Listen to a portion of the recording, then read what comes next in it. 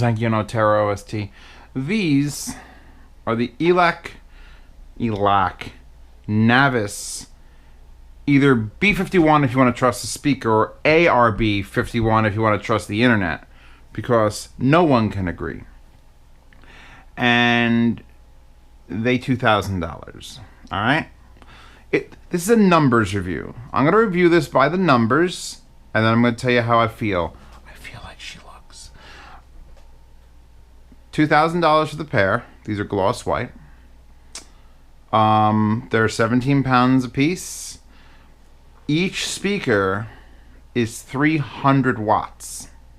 So there's a 5 1/4 aluminum, then a 4-inch mid-range with the coaxial 1-inch dome tweeter. And I think it's 160 watts, 100 watts, and then 40 watts? Or 60? It totals 300 watts per side. And I'm pretty sure the only thing that beat that was the Genelex. Was the Genelex more powerful than that? I don't actually recall. I look up at my wall, and I know I got those Emotivas, which are like 210 watts a piece. So this beats those. Problem is that they're only a 5 1/4. Now, I've got them here on my desk, and I started in my living room. Almost all speakers start in my living room. Because, honestly, this is where I do work, and where I come to finish a review.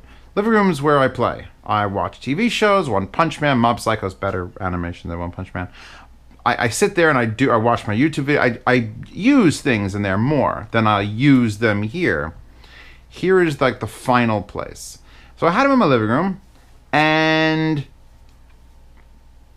you think you get $2,000 speakers and you'd be just itching to leave them up and just use every moment of them, and it wasn't. Because no matter how much power you put behind a 5 1/4, especially with a small little thin surround like this, it doesn't have my living room it's not designed for my living room. I will concede that is not the purpose of these speakers. These speakers also are probably not designed for a desk. I'm going to point that out. I've got them up on the new baby blue Soundrise stands. Link in the description. And they sit here, and I've got them. I played, I follow, I traced. You ask anyone who was watching my live stream that day when I set these up. I got the yardstick out. I traced the grid patterns so they were perfect, and I've got the height, and they're not upside down. They're not upside down. Maybe that's what it is. But I've not fallen in love with these speakers. Even not in love. I don't even care about love. I just want to be impressed. Like, blow me away for $2,000. Then I'm not being blown. Where's my blowing? I demand to be blown.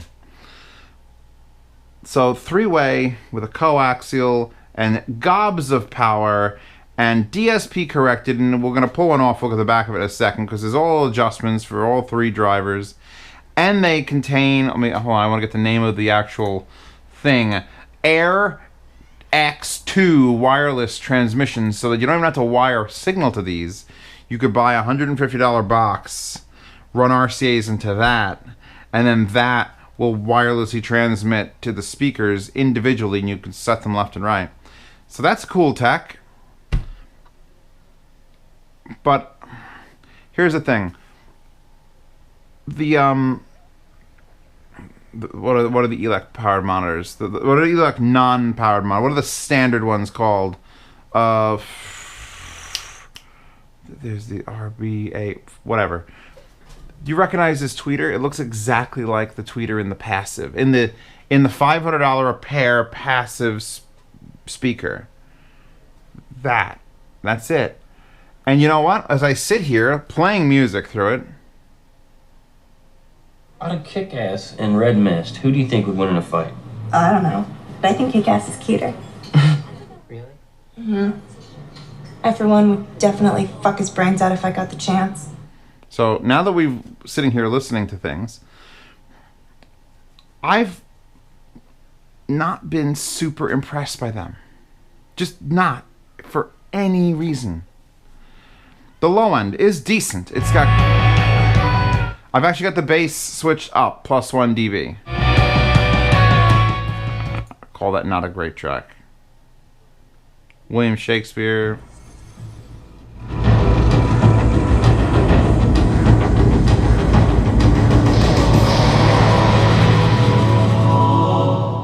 So there was a Halo opening suite.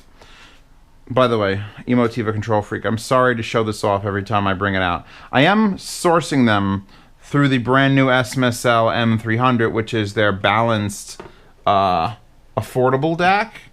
Affordable, $250 to $53 DAC. And then I'm controlling the volume, because there's no remote or anything, with the Control Freak, which is an analog control.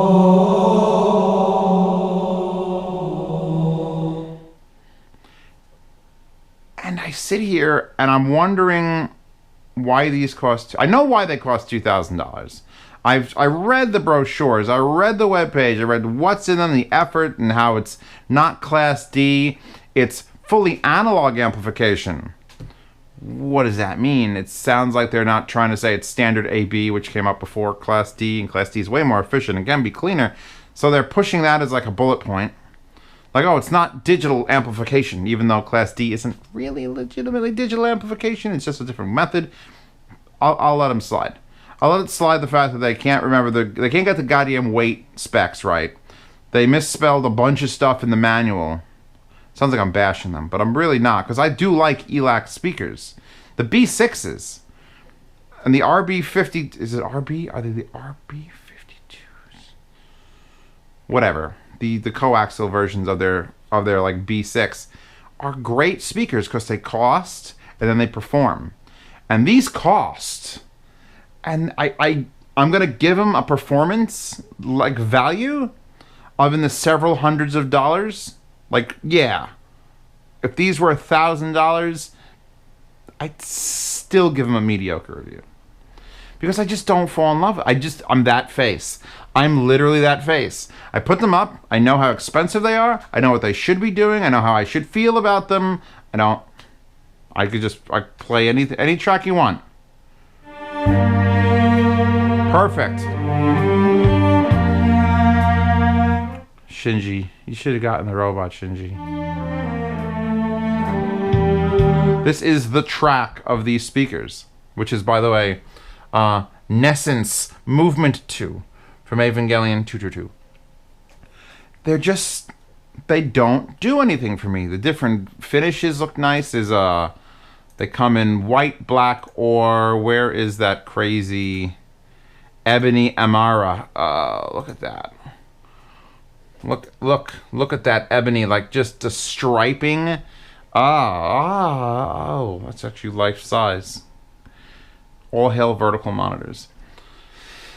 And they get good reviews, and I'm just reading. I'm like, maybe there's something wrong with me. And I'm like, well, maybe it's my source, but I've used them on several different sources. Different DACs, my mini DSP with DSP correction for the subs, and then purely straight out of a DAC. Straight out. FLAC DAC. FLAC DAC.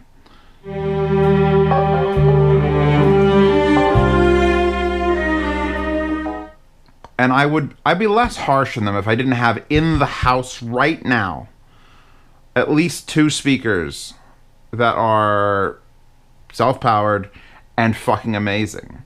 And those 2 speakers are the Edifier S3000 Pro, which also have a wireless tech where you can join them apart, but also DSP to the fucking nines. To the point where you could actually select it with a button on the remote. With a remote, you can sit dynamic, and then the dynamics change. They put in a monitor. And these sound like when you put the Edifiers into monitor mode. So they're very flat.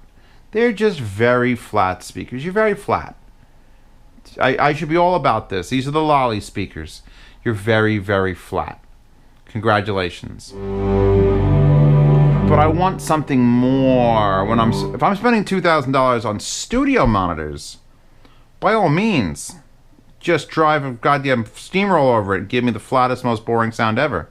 But these are not advertised as that. These are for the home. These are for listening. These are for enjoyment. And I haven't been able to suck much enjoyment out of them. Now, the owner sent them to me, and I have to make sure the box send them back. And I hope he's not upset with this. He'll say so in the comments, probably berate me. But it's just like, I could listen to those Swan M300s, or even my Swan M200s, which are $300 a pair, and I feel like I'm being grabbed more by the music. I feel like it's doing depth better. These do very, very precise imaging because coaxial. That's what they do. That's literally it. I've been sitting here now I had them up here for like 3 days. I had them in the living room for about a week. I forced myself to listen to them for a week. Then I started switching things out. Then I put them back up. Then I took them off. And now here, 3 straight days of just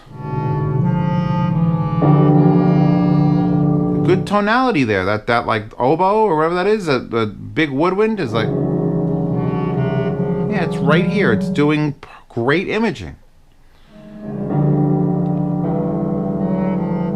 But nothing else is like standing out. It's not super wide. And then the bass comes in, it sounds a little forced because it's only a 5 1/4. You can put as much power as you want behind that. It's not gonna fix that issue.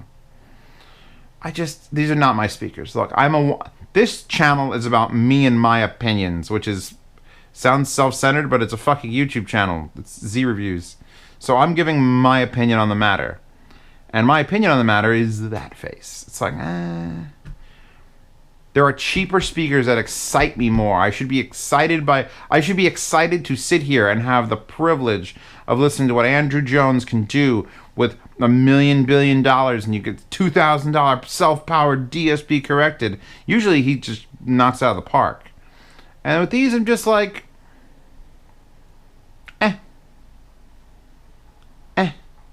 Like, let's just get this review over with and then we can move on to other, even, like, it's a price to performance thing with me. There are the iLoud Micros, the little $300 or $200, $300 powered monitors that were this big and they look like they came out of a recycling bin from like a Windows 98 PC. Those excited me because of how amazingly good they are for the price. And the price was still steep for a little tiny thing, but holy shit. These, I'm waiting for them to go. Like, go.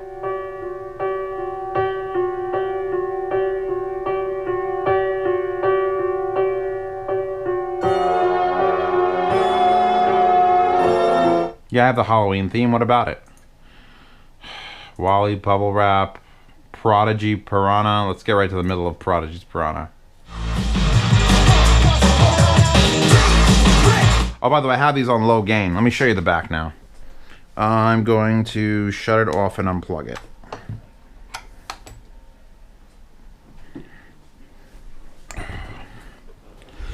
Nice feature is none of the drivers pass the plane, so you can actually lay it on its face and not damage anything. Here you go.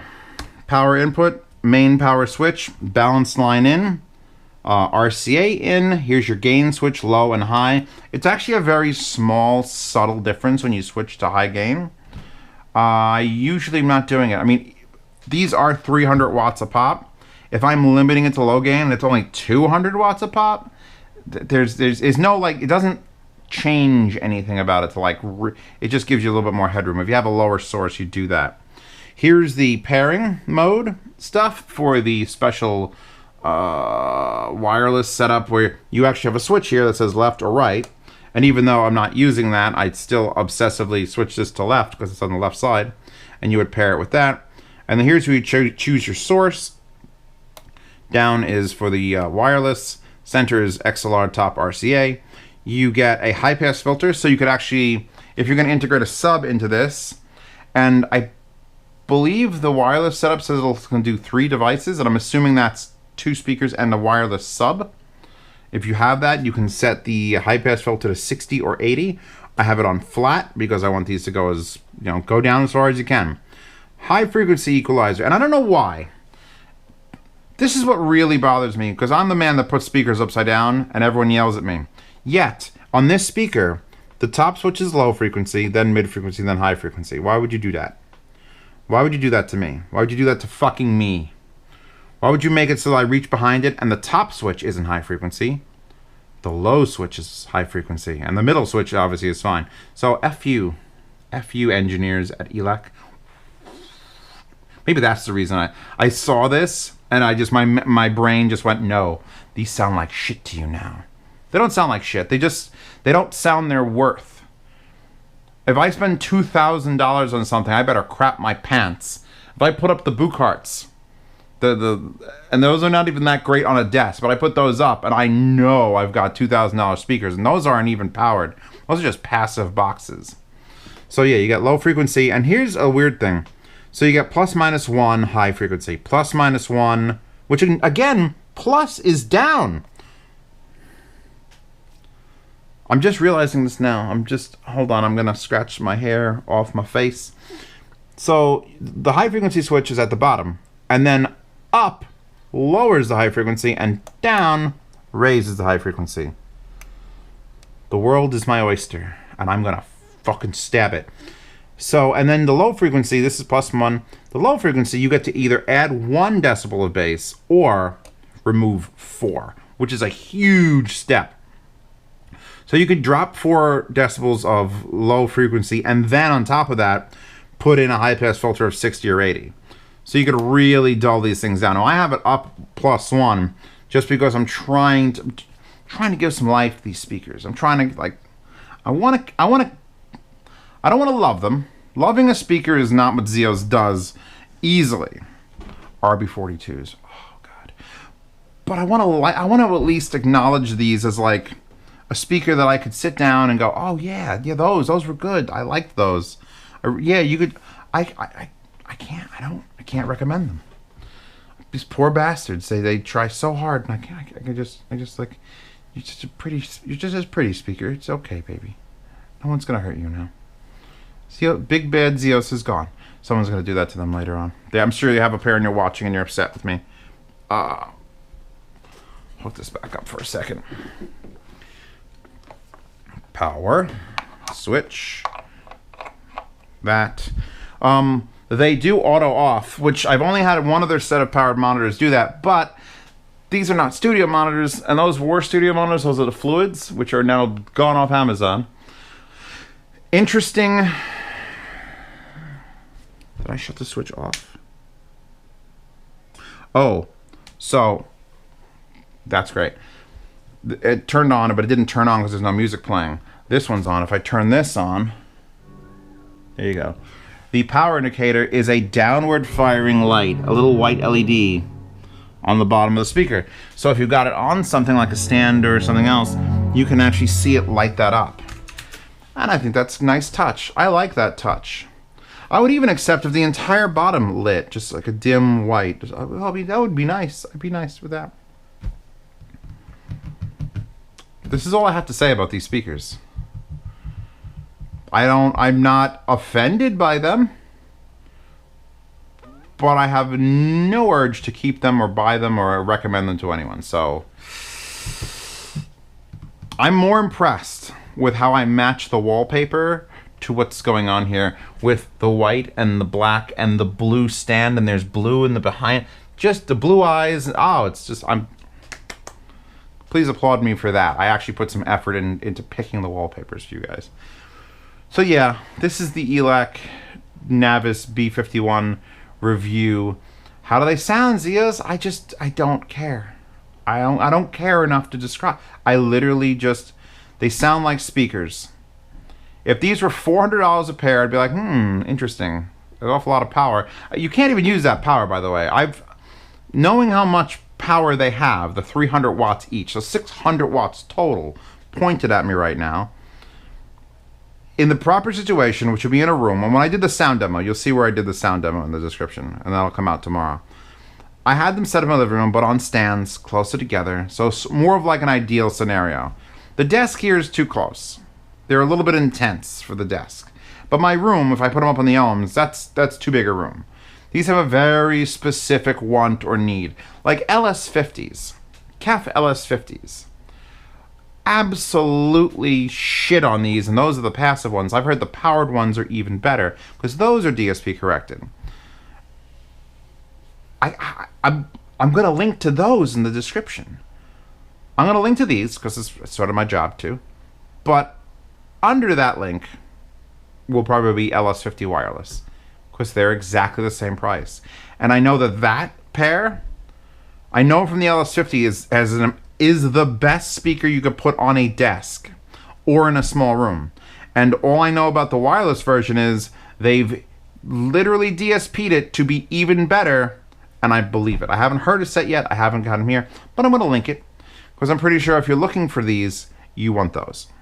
And if you're looking to spend less than half as much, I'll link the Edifier S3000 Pros, which are, by the way, 6.5, and the Swan M300s and M200s, which are 6.5 and 5.25 respectively. In case this is the size you want, Swan M200s. Because, I mean, they do the same job. They just... I'm sorry, Germany. Oh, should probably unpause that. Oh my god, Muse, City of Delusion. I love how my music somehow just like finds its way to be perfect.